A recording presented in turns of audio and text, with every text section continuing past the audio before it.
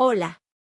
Bienvenidos a una cápsula más de conocimiento que el equipo Codivi Formación Continua ha preparado para ti. Recuerda suscribirte y unirte a nuestro canal www.youtube.com/MarcoOrtizCodivi para seguir contando con tu preferencia.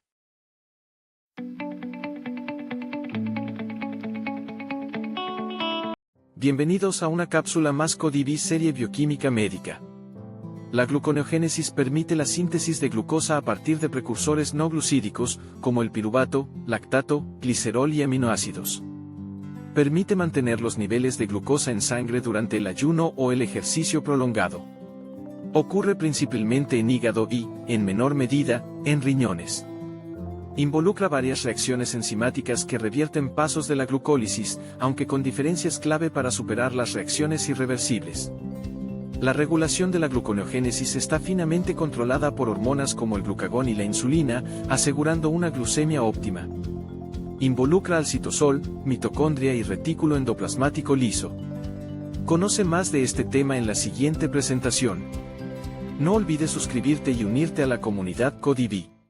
Para comenzar, doctoras, doctores, yo quisiera recordarles que los niveles de glucosa que en este momento tenemos en nuestro organismo, la glucosa que yo pudiera medir en cualquiera de ustedes o un familiar, un amigo, pues esta cifra, y considerando que una persona no tiene ninguna alteración metabólica, que es fisiológicamente normal, es decir, que presenta normoglucemia, niveles de glucosa normales, esa glucosa que tiene es la combinación de tres fuentes, es decir, esa glucosa proviene de tres aportaciones, de tres aportes. Uno puede ser lo que ha consumido o consumió. Otro puede ser también la degradación de glucógeno, que libera partículas de glucosa, sobre todo a nivel hepático y renal, mediante el proceso de la glucogenólisis. Y también, doctoras, doctores, el aporte que da el hígado, el riñón y el intestino para formar justamente glucosa a partir de la gluconeogénesis. Estos tres rubros son los que constituyen el nivel de glucosa circulante en el organismo de manera normal. Por supuesto que el primero, dieta enteral, quiere decir que es cuando hemos comido, cuando nos hemos alimentado. Pero pensemos en la circunstancia que estamos la mayoría, o que están la mayoría, en que no han desayunado, están en ayuno. Al estar en ayuno, doctores, doctoras, entonces los niveles de glucosa que ustedes tienen circulando provienen únicamente de la opción B y la opción C, es decir, es el resultado de la glucogenólisis hepática, particularmente, y de la gluconeogénesis hepática también, renal y un poco intestinal. Estos porcentajes son aproximados. Por esta razón, doctoras, doctores, se considera en la literatura que en condiciones de ayuno, los niveles de glucosa que se aportan a la circulación provienen más o menos en una relación 1:1 de la glucogenólisis y de la gluconeogénesis. Si el proceso de ayuno continúa y se hace más extenso de un día, la gluconeogénesis se torna más importante. Pero con fines didácticos podríamos entender que los niveles de glucosa con los que despertamos por la mañana, cuando estamos en ayuno, provienen más o menos mitad y mitad, para hacerlo esto más fácil de entender. La mitad proveniente del glucógeno degradado, glucogenólisis, y la otra mitad como parte del proceso de formación de glucógeno, de glucosa endógena, denominada gluconeogénesis. Esta imagen, doctoras, doctores, ya la habíamos revisado en alguna sesión, pero quiero que por favor la recuerden. Los niveles de glucosa que los seres humanos tenemos en condiciones normales oscilan entre 70 y 100 miligramos por decilitro, que si yo pudiera graficarlos, los tendríamos en esta zona. Y como ustedes observan, esta concentración de glucosa que podemos tener en este nivel, en este intervalo, a lo largo del día, pues es el resultado justamente de los niveles de glucosa que llegan gracias a los aportes de los rubros que vimos en la imagen anterior. Es decir, la glucosa que proviene de los alimentos, que básicamente serían tres momentos: desayuno, comida y cena. También el nivel de glucosa que se aporta cuando se ha degradado el glucógeno, que es el que se manifiesta en verde, observen, son los picos que se alcanza para su liberación, y también lo que tiene que ver con la gluconeogénesis en rojo. Bien, la combinación de estas tres de esas tres formas de hacernos llegar de glucosa, doctores, es lo que a lo largo del día mantiene la cifra de glucosa que tenemos, justamente, repito, a lo largo del día. Si yo separo, doctoras, doctores, estas curvas, observemos, vean cómo se comportan. En el desayuno, los niveles de glucosa, por supuesto, van a aumentar porque estamos absorbiendo nutrientes, entre ellos glucosa, y es más o menos este comportamiento a lo largo del día. Algunas personas en la actualidad no hacen 3 comidas, sino 4, pues entonces le pondríamos un pico más aquí, en función de la cantidad de ocasiones que hace consumo durante el día. Bien, en cuanto a la glucogenólisis, observen ustedes, doctores, qué ocurre con los niveles de glucosa que se van a liberar resultado de la glucogenólisis. Vean, cuando estamos en ayuno, que sería el momento cero, obviamente, pues hay una gran actividad glucogenolítica, pero a medida que pasa el tiempo, pues se va terminando ese glucógeno, por eso disminuye. Y vean, disminuye en el desayuno, y gracias al desayuno nuevamente sube y se vuelven a hacer llegar los niveles de glucógeno al organismo.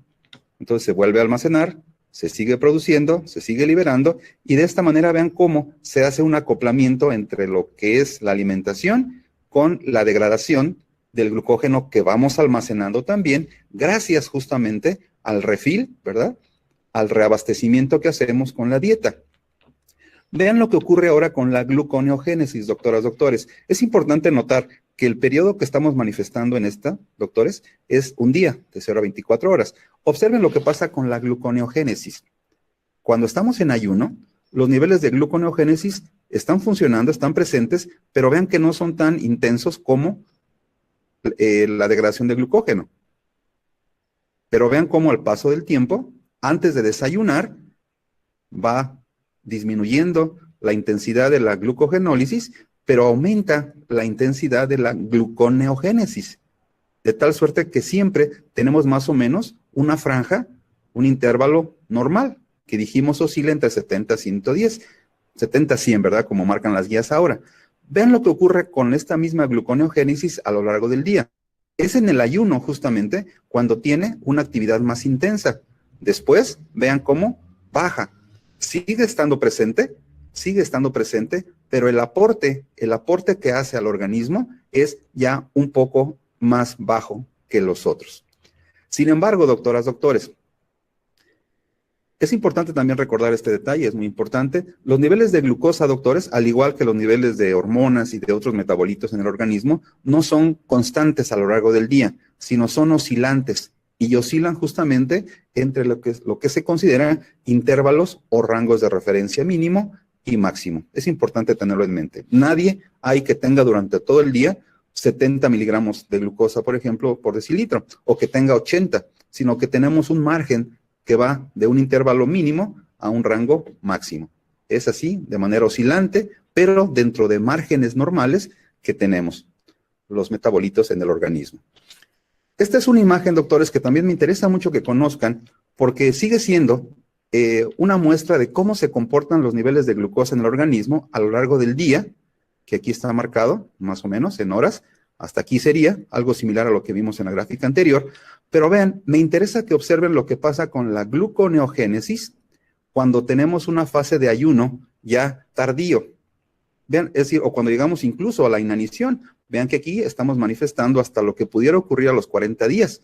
Vean lo que pasa. Ya no hay glucosa que provenga de la vía exógena, es decir, ya no hay glucosa de la alimentación porque se supone que estamos en ayuno.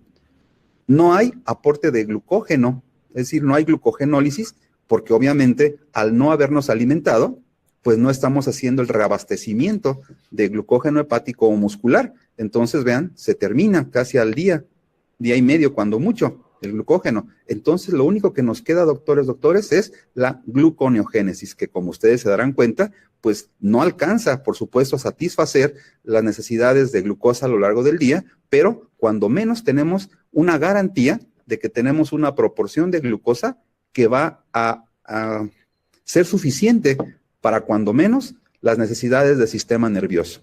Es aquí, doctores, cuando tenemos la participación de otras rutas metabólicas que aportan energía, Y aquí podríamos ver, ahora que revisemos el tema de proteínas y lípidos, cómo a medida que avanza el ayuno, pues la gluconeogénesis sigue funcionando, no satisface al 100% las necesidades de glucosa, pero se complementa con el aporte de otras vías metabólicas energéticas que tenemos en el organismo. Es importante esto tenerlo siempre en mente con fines clínicos. Miren, cuando en este momento imaginemos que vamos a consumir alimentos y vamos a suponer un experimento en el que vamos a consumir 100 gramos de glucosa en este momento. Cuando al intestino le permitimos disponer de 100 gramos de glucosa, 100 gramos de glucosa ingerida, vean lo que ocurre con esta carga de glucosa en el organismo. El 30% de manera inmediata después de la absorción va a ser justamente almacenado en el hígado para formar glucógeno, ¿sí? Es decir, se da el reabastecimiento, se da el refill de glucógeno. ¿Qué pasa con el resto 70% de estos 100 gramos? Pues siguen circulando, se van a la circulación sistémica. ¿Y ahí qué pasa? ¿Cómo se distribuye este 70% de glucosa que consumimos en los alimentos? Vean lo que sucede a medida que se logra el circuito sistémico sanguíneo. Vean, 20% nuevamente vuelve a ser atrapado por el hígado para seguir haciendo el refill de glucógeno y mantener niveles siempre saludables de este. El 20%, doctores, es consumido, captado por el cerebro, que es el consumidor número 1 de glucosa. El 40% es atrapado o es depositado en músculo para fabricar justamente su glucógeno o hacer uso de la glucosa con fines energéticos. Y el restante 20% es capturado por el hígado, tejido adiposo, piel y eritrocitos, que son también consumidores importantes de glucosa. No con la misma intensidad que lo hace el cerebro, pero también consumen ellos glucosa. Esto es lo que ocurre, doctores, cuando consumimos alimentos. Básicamente aquí hacemos con fines didácticos la propuesta de que lo que estamos consumiendo es glucosa. Vean, entonces, doctoras, doctores, cuando estamos en el ayuno temprano se considera de las 4 a las 6 horas, por ejemplo, que es como la mayoría estamos después de haber cenado a las 10, 11 de la noche. Vean, el intestino pues no va a tener actividad, porque no ha absorbido ya se dio la fase absortiva. Entonces, al despertar, pues este no tiene actividad. ¿Pero qué pasa? Pues el hígado tuvo la capacidad ya de guardar glucógeno, y este glucógeno es el que va a distribuir a los tejidos. El músculo también va a fabricar, va a llevar a cabo glucólisis, etcétera, etcétera, forma piruvato, vean, forma lactato, degrada proteínas, forma alanina, llegan a la circulación, son, capturados nuevamente por el hígado, se llevan a cabo los procesos de almacenamiento y de esta manera tenemos un funcionamiento que satisface las necesidades energéticas del organismo. Esto ocurre, doctores, en el ayuno temprano. Cuidadosamente observen cómo aquí tenemos una participación importante de glucagón, doctores, y esto mediado por páncreas. Por supuesto que participan otras hormonas que lo que hacen es mantener la homeostasis energética, asegurando que el organismo tenga el suministro de esos compuestos que va a requerir para poder llevar a cabo sus funciones básicas. Si revisamos lo que ocurre en el ayuno prolongado, pues aquí se darán cuenta que cambia ya el esquema. Lo regreso para que lo observen. ¿Ven cómo cambian? Cambian las flechas. Quiere decir que cambia el comportamiento del organismo. Aquí hablamos del ayuno prolongado, cuando ya tenemos más de 24 horas, por ejemplo. ¿Qué ocurre, doctores? Bueno, vean ustedes cómo la actividad del hígado se hace mucho más intensa. Vean cómo incluso también el intestino, aunque no estamos consumiendo nada, echa a andar mecanismos también que permiten aporte de moléculas o degradación de, por ejemplo, glutamina, para incorporarlo a rutas metabólicas que van a asegurar que el hígado mantenga el suministro energético de otras estructuras de manera importante, como al cerebro, por supuesto que tejido adiposo también. Vean cómo se modifican entonces las rutas metabólicas en el organismo de los que son sin duda órganos importantes en el mantenimiento de la homeostasis energética del organismo, como es tejido adiposo, por supuesto hígado, cerebro, por la señalización que éste tiene, eritrocitos, músculo. Vean lo que pasa, doctoras, doctores, cuando hacemos el refill, es decir, cuando comemos después de haber estado en ayuno. Aquí ya se empiezan a complicar un poco más las flechas, pero si somos cuidadosos y revisan con atención el video, ya que esté terminado, van a ver cómo las flechas cambian de sentido. Vean los que siguen siendo importantes: hígado, la señalización a través del cerebro, el consumo de nutrientes por el cerebro, pero también vean cómo el tejido adiposo empieza ya no a aportar, sino ahora a recibir, a almacenar justamente. Lo mismo el hígado, lo mismo el músculo, pero ya participan nuevamente, vean, la función absortiva del intestino. Y aquí, doctor, es importante, cambian las hormonas, particularmente, vean aquí cómo ya no está el glucagón, sino ahora es la insulina, que es la que justamente se encarga de regular estos importantes procesos de renutrición normal. Después de que hemos recuperado el suministro de alimento, pues después de esta condición, pues llegamos al estado que se conoce como de buena nutrición, y que vean entonces cómo también pues cambian nuevamente las flechas. También los invito a que revisen lo que ocurre ya en comparación con estas imágenes, y esto que les muestro es lo que tiene que ver con el ciclo ayuno-alimentación, en donde lo que quise mostrarles es justamente qué ocurre en el organismo cuando vamos pasando de una fase de ayuno a una fase de alimentación durante el día, o bien cuando hacemos uso de el ayuno tardío, incluso la inanición, en donde por supuesto se modifica también de manera importante el comportamiento de estas estructuras. Bien, regresando y entrando nuevamente a lo que es la gluconeogénesis, doctoras, doctores. Esta imagen ya la conocen, es el piruvato. La molécula de ácido pirúvico, esa que vimos que se forma cuando termina el proceso hasta ahora revisado de glucólisis. Esta molécula de piruvato, dijimos que en el organismo tiene muchos destinos. También ustedes ya conocen que puede convertirse en lactato, una reacción reversible. También puede incorporarse o convertirse en acetilcoenzima A para incorporarse al ciclo de Krebs y llevar a cabo la importante modalidad de respiración celular, recuperación energética. Pero también, doctores, esta molécula de piruvato puede convertirse en otras moléculas. ¿Cuáles? Esta molécula de piruvato puede convertirse en alanina, que tiene que ver con algo de la gluconeogénesis, como veremos. Este piruvato también puede reconvertirse a fosfoenol piruvato, que es un paso previo en la glucólisis. Y también el piruvato puede convertirse en oxaloacetato. Es importante que recuerden estos términos: lactato, fosfoenol piruvato, alanina, oxaloacetato. Y vean la relación que sigue teniendo el piruvato, formado en la glucólisis hasta ahorita revisado, con ciclo de Krebs, la fermentación homoláctica y la utilización de otros productos. Bien, la gluconeogénesis, doctores, entonces, es un proceso metabólico que fue desarrollado evolutivamente, sin duda, para nutrir a estructuras como el cerebro, que indiscutiblemente depende de la glucosa como combustible primario. Importante, no quiere decir que el cerebro no tenga capacidad de consumir otras moléculas, sí lo hace, pero por supuesto prefiere, para no tener ningún deterioro metabólico, a la glucosa. El eritrocito es esos corpúsculos celulares que finalmente lo que hacen es tener la capacidad de funcionar utilizando a la glucosa como única fuente combustible. Por eso es importante también mantener niveles de glucosa adecuados para que la masa eritrocitaria funcione bien. Y por supuesto el músculo, que depende para llevar a cabo su actividad, pues de glucosa. No olviden, doctoras, doctores, el organismo diariamente consume algo así como 160 gramos diarios de glucosa. Es lo que nuestro cuerpo requiere para poder funcionar bien si no tenemos ninguna otra alteración. 160 gramos. 160 gramos, los invito a que descubran más o menos en cantidad cuánto es.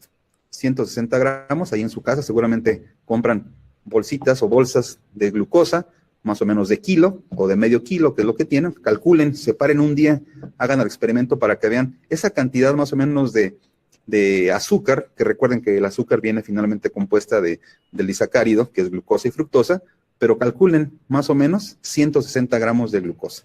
Lo que puedan tomar en una mano de glucosa, algo así, eso es lo que nuestro cuerpo ocupa de glucosa diariamente. Y vean quién se come casi toda esa glucosa, doctores. El consumidor de esa cantidad de glucosa diaria, de manera importante, el cerebro.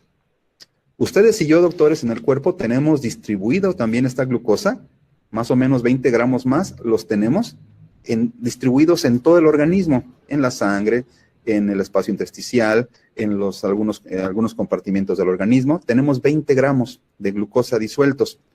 De estos, más o menos 4 gramos los tenemos en sangre. Y observen que más o menos de glucógeno podemos llegar a tener, dependiendo de nuestra masa muscular y de la edad que tengamos, por el tamaño del hígado, pues hasta 400, 300 gramos de glucógeno. Bien, la gluconeogénesis, doctoras, doctores, podemos definirla entonces como la formación endógena de glucosa a partir de sustancias que no son carbohidratos. ¿Cuáles son? Los invito a que recuerden siempre estos. Las moléculas que nuestro cuerpo va a utilizar para fabricar glucosa serán piruvato, lactato, glicerol y algunos aminoácidos, que como ustedes podrán darse cuenta son moléculas que ya hemos comentado en alguna ocasión. Piruvato y lactato lo hemos comentado varias veces ya. Glicerol, que les puedo adelantar, es una molécula que proviene de la degradación de grasas, y por supuesto aminoácidos que provienen de la degradación justamente de proteínas y de algunos mismos aminoácidos. El suministro entonces, doctores, de glucosa sanguínea, hemos visto, al organismo tiene 3 fuentes, 3 orígenes. ¿Cuál? La dieta, es decir, lo que nos alimentamos, la degradación del glucógeno almacenado y el aporte gluconeogénico. Esto es muy importante entonces que lo tengan en mente. Es importante entonces ahora empezar a revisar las rutas metabólicas, ya hablando de compuestos.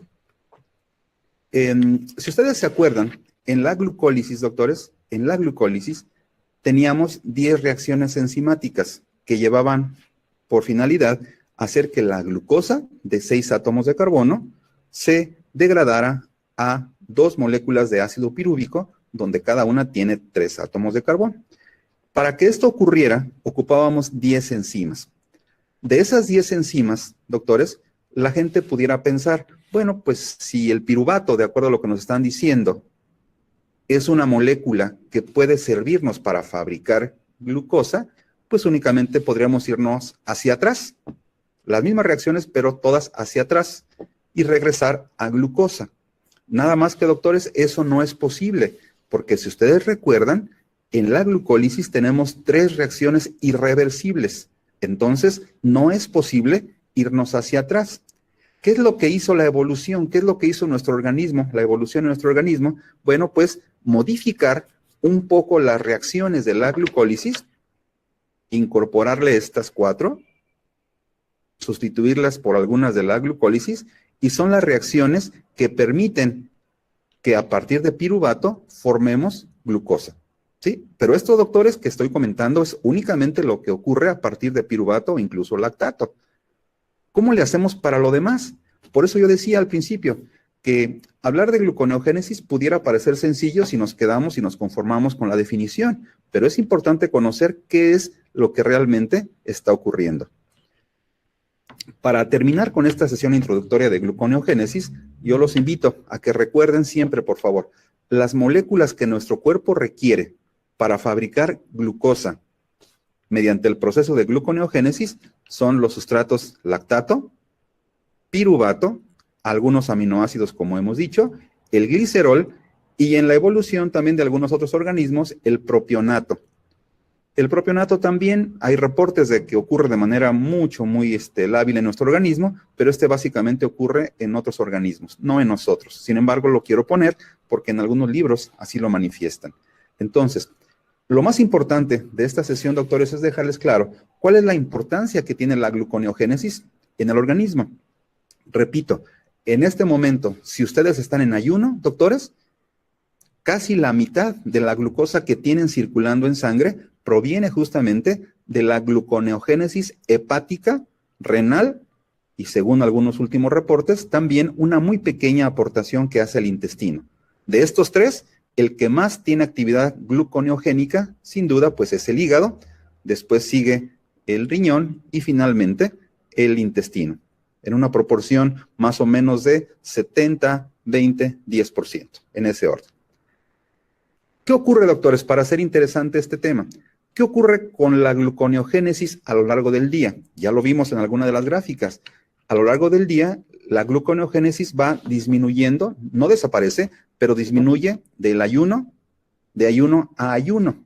Es decir, de un día a otro va disminuyendo, pero siempre está presente. ¿Cuándo se vuelve sumamente fundamental, doctores? Cuando estamos en ayunos tardíos o en la fase de inanición, porque es la única manera que tenemos de satisfacer y formar glucosa para las necesidades, sobre todo, del sistema nervioso, que es el consumidor primario de glucosa, justamente, así como los eritrocitos. ¿Qué otro detalle clínico es importante, doctores?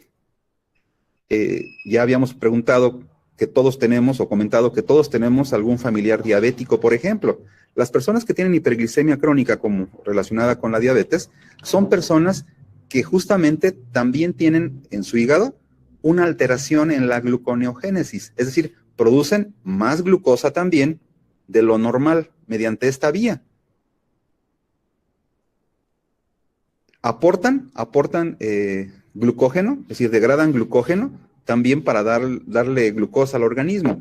Pero en estas personas, doctores, la gluconeogénesis se hace más activa. Entonces aumenta la proporción de gluconeogénesis en el ayuno de estas personas. Por eso las personas cuando despiertan, que son diabéticas, los niveles de glucosa son más elevados. ¿Por qué? El hígado intenta aportar glucosa, más glucosa. Curiosamente, ya lo hemos comentado, hay mucha glucosa, pero no la puede utilizar. Entonces el organismo lo que hace es intentar fabricar más y más glucosa. Por eso suben los niveles de glucosa en el ayuno en estas personas. Y esta es la vía que se descompone. Y solamente para que, bueno, por decirlo de alguna manera, y para que lo sepan, seguramente han escuchado por ahí en su casa, si tienen este familiar o amigo diabético, la metformina. La metformina es un fármaco que justamente lo que hace, dentro de otros efectos moleculares, es inhibir a la gluconeogénesis hepática. Y cuando la inhibe, doctores y doctoras, lo que estamos haciendo es evitar que el hígado aporte una cantidad mayor de glucosa y de esta manera el sujeto va a despertar en ayuno con niveles de glucosa menores porque estamos bajándole la intensidad a la gluconeogénesis que durante la noche está intentando satisfacer las necesidades de glucosa en su organismo. Muy interesante, ¿verdad? ¿Quieres conocer más sobre el tema? Apóyanos suscribiéndote al canal. Si gustas puedes unirte para acceder a contenidos y explicaciones mayores por una pequeña cuota que nos permite seguir preparando más y mejores materiales.